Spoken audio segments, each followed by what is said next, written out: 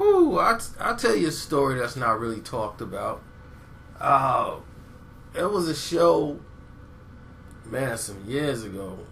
They wasn't even cool with Diddy at the time. The Lox, they came through and Joy and them had them booked. And I was working at like that time, something serious. So I didn't think I was going to be able to make it. I was like, oh man. Because see, they used to have like musical guests and everything in the club, and Jory used to book them. So every time they came to the city, like the MCs, when they booked them, I always wanted to make sure I was there.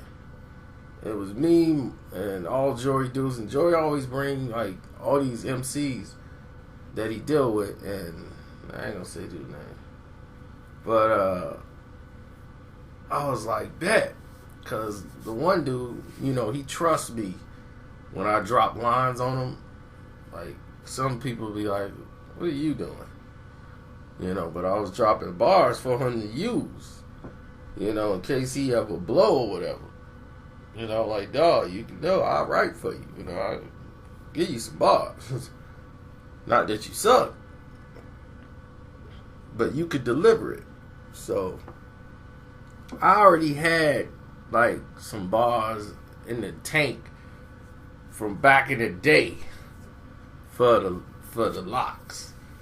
And at this time, the Lox had, you know, this is back when they had J Hood, and I had bars for all of them. When I called them like the Rap Ninja Turtles, and I was like, you Leonardo, Styles P is Raphael, and this Donatello, and y'all fired Michelangelo. I switched it. It used to be like and that's Michelangelo, but I said y'all fired Michelangelo or whatever. And I had somehow way I worded it, and I gave it to dude to use when they had a cipher back there. Cause in the back room, everybody be drinking, they, you know, music going, the radio, whatever's playing, they got the tracks playing, and people just be going for it. And this is in the back. Now this was before the set, just before everything went down, and they hit me up like, yo man, dude want to get some what they call dank. At that time, yo man, we need that dank. Dank? Yeah, your guy got the dank. Can he come way out here? I'm like, he ain't finna drive out here just for a little bit, dude. So I'm like, I know him, but he ain't finna drive way out here for that.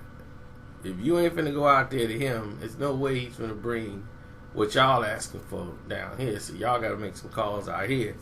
Cause I have one friend that sells. He's way out there. So they called up another dude. He came by, did what they did, so they in the back smoked. So they want to know if I could go to the store to go get them some blunts. So I voluntarily do this. So they come back, and I told Jory, I said, Jory, they messed up. They finna perform and all this stuff, and everything's all good. So when they doing the cipher, I'm thinking, because this is how it normally goes. It's like a battle. Cipher, like they battling each other. They just not sitting around spitting rhymes. Like, it was explained wrong. So when I gave them lines to use, it was different. It was more towards directly at the Lox than everybody else that was there. So when he was using the lines at the Lox, everybody was laughing. And I had a line in there saying that Onyx 2.0. And that was another jab I threw at them. Like, they were the copy of Onyx. Like, y'all just the better version of Onyx. Y'all just Onyx 2.0. So when I gave him those lines, and the way he used them was perfect, you know, but it's aggressive.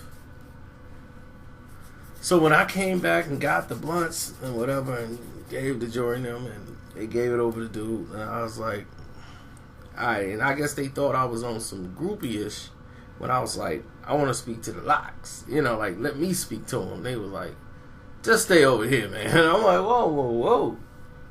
And they had a problem with dude. And Styles P told Jordan, yeah, yo, man, you know what I'm saying? I like the setup and everything. Your man came in through with a blunt. That's all good, Dave. But tell your man, watch his mouth.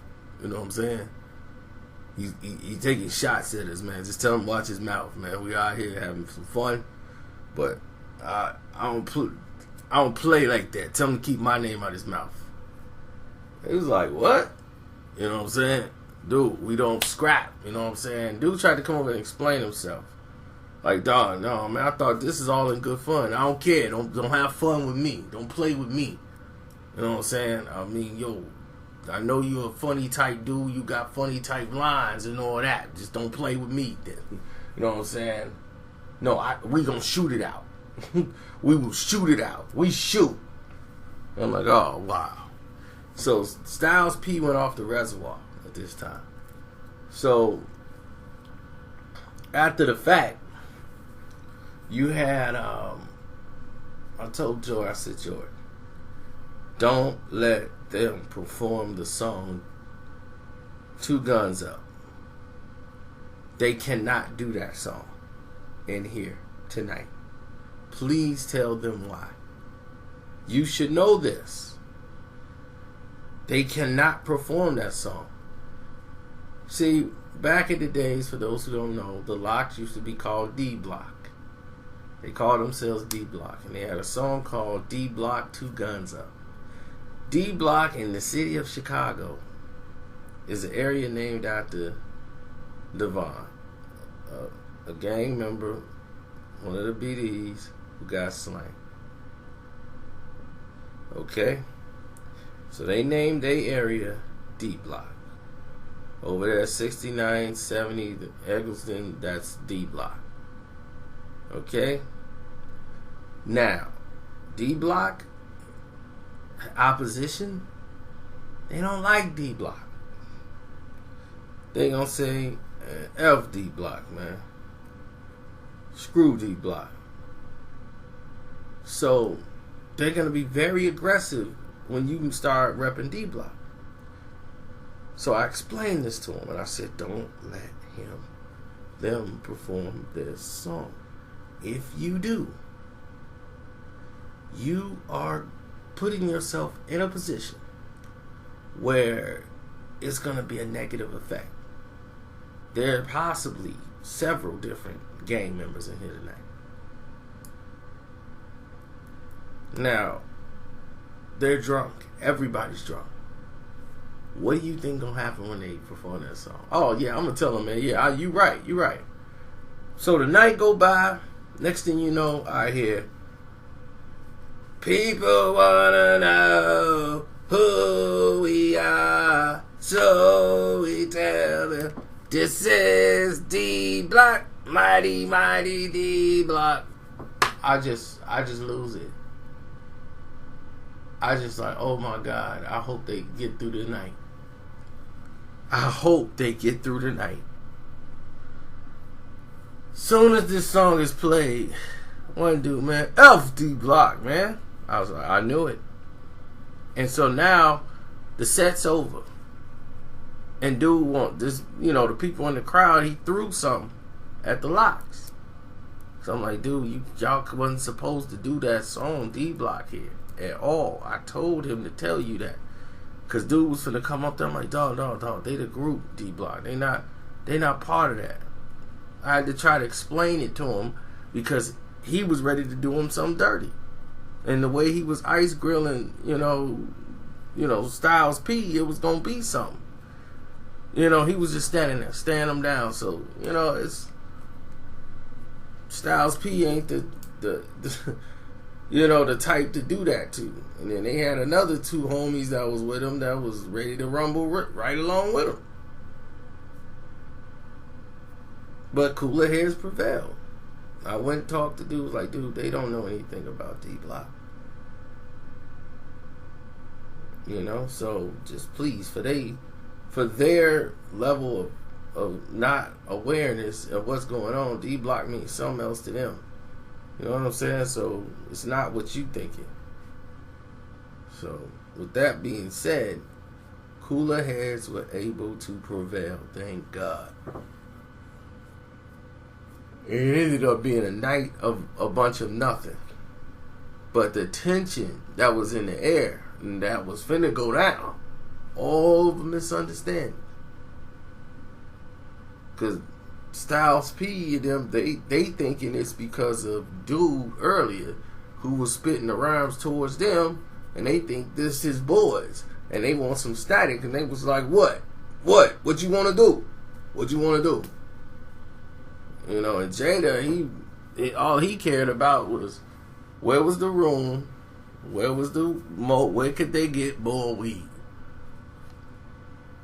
He was, hey man, let it go, P, let it go, daddy, let it go. Yeah, your man can take me, swing me by the liquor store. Is there a liquor store by the room? Yeah, I need to stop there and go get something. Yeah, tell your man to go make another run. We getting low. Yeah, we over here low. Tell your man to get on the horn and get his guy over here.